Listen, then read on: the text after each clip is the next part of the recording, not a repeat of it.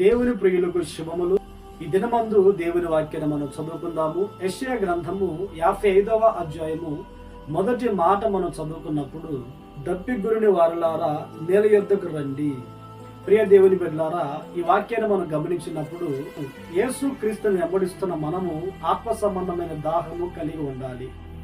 ఈ లోకంలో నడిపించబడుతున్న వారు అనేకులు ఈ లోక సంబంధమైన దాహంతో వారు కొనసాగుతూ ఉన్నారు. మరికొందరు ఈ లోకంలో పేరు ప్రఖ్యాతలు ఘనతలు కావాలనే దాహం కలిగి ఉన్నారు. మరికొంతమంది లోక సంబంధమైన వాటి మీద దాహం కలిగి నడిపించబడుతూ ఉన్నారు. అయితే యేసుక్రీస్తు రక్తం చేత కడగబడిన ప్రతి వారు కూడా ఆత్మ సంబంధమైన దాహము కలిగి ఉండాలి. ఏమిటి ఆ దాహం అంటే, మనము మత్తయి సువార్తలు గమనిస్తుంటాము, నీతి కొరకు ఆకలి దప్పిక కలిగిన వారు ధన్యులు అని. నిజమే కదా, మనము నీతిగా బ్రతకాలి, నీతిగా జీవించాలనే దాహము మనలో ఉండాలి. అంతే కదండి, ఆత్మను రక్షించాలనే దాహం మనలో ఉండాలి.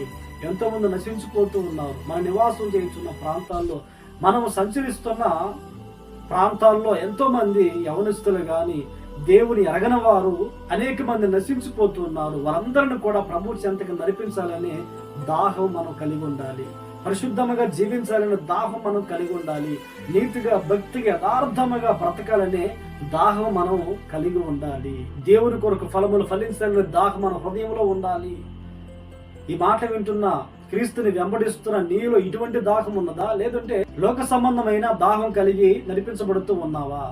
లోక సంబంధమైన దాహం మనం కలిగి నడిపించబడినప్పుడు ఒక వ్యక్తికి అది ఆశీర్వదకరంగా ఉండదు, దీవెనకరంగా ఉండదు. కానీ ప్రభుని వెంబడిస్తున్న మనము ఆత్మ సంబంధమైన వాటి మీద దాహము కలిగి ఆ రీతిగా మనం నడిపించబడినప్పుడు ఈ లోకమందు మనము దీవెనకరముగా ఉంటాము, మన ఆత్మీయ జీవితం క్షేమంగా ఉంటుంది. అంతేకాకుండా పరలోకమందు మనకు ప్రతిఫలం దేవుడు అనుగ్రహిస్తాడు. యేసు క్రీస్తుని వెంబడించిన అనేక మంది భక్తులు వారి జీవితాలు మనం గమనించినప్పుడు ఈ లోక సంబంధమైన డబ్బు మీద, పదవుల మీద వారికి వ్యామోహం లేదు, గాని ఆత్మ సంబంధమైన వాటి మీద దాహం కలిగి దాని ఎందు ప్రయాసపడ్డారు, వాటి కొరకే జీవించారు. దేవుని దగ్గర వారు ప్రతిఫలం పొందుకున్నారు.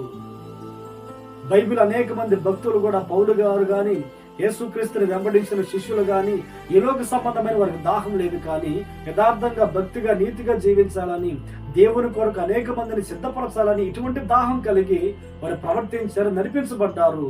వారికి ఎలాంటి కన్నీళ్ళు వచ్చినా, బాధలు వచ్చినా, ఇబ్బందులు ఎదురైనా, కష్టాలు, బాధలు ఎన్ని ఎదురైనా కానీ దేవుని కొరకు పనిచేయాలి, దేవుని కొరకు జీవించాలి, దేవుని కొరకు బ్రతకాలి అనే దాహంతో వారు నడిపించబడ్డారు కనుక దేవుని దగ్గర వారు నిశ్చయముగా ప్రతిఫలం పొందుతారు.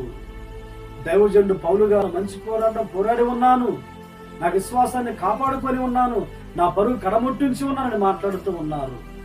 ఒకప్పుడు క్రీస్తుని వెంబడించిన వారిని హింసించాలి, చిత్రవదన చేయాలి అనే దాహంతో నడిపించబడిన వ్యక్తి ప్రభువును ఎరిగిన తర్వాత, ప్రభు దర్శించిన తర్వాత, ప్రభు కొరకు జీవిస్తూ ప్రభు కొరకు బ్రతకడానికి అలాంటి దాహము కలిగి ప్రభు నిమిత్తము అనేకమైన ఆత్మలను, అలాగే సేవకులను, సంఘాలను కట్టి అలాంటి ఆత్మ సంబంధమైన దాహం కలిగి నడిపించబడ్డారు.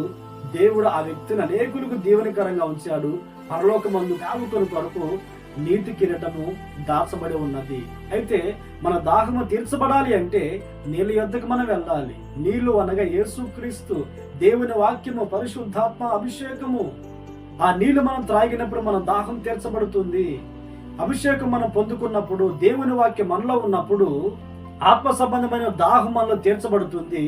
మనం ఆత్మ సంబంధమైన వాటిని చేయడానికి పరిశుద్ధాత్మ దేవుడు మనకు బలపరిచి ఆ రీతిగా ముందుకు నడిచేటట్లుగా చేయునుగాక. ప్రార్థన. ఆశ్చర్యకరుడా, పరిశుద్ధుడా, మీకు స్తోత్రాలైనా మిమ్మల్ని వెంబడిస్తున్న మేమందరము కూడా ఆత్మ సంబంధమైన దాహం కలిగి నీళ్ళ యొద్దకు వెళ్ళి దాహం తీర్చబడి ఈ లోకములో ఆత్మ సంబంధమైన మీ కొరకు జీవించుటకును సహాయం అనుగ్రహించి మహిమను పొందమని ఈ ప్రార్థనలో ఏకీభవించిన ప్రతి వారిని కూడా ఆ దిశగా నడిపించి ఆశీర్వదించమని యేసు నామములో ప్రార్థించి అడిగి పొంది ఉన్నాము తండ్రి. ఆమేన్, ఆమేన్. దేవుడు మిమ్మును ఆశీర్వదించును గాక.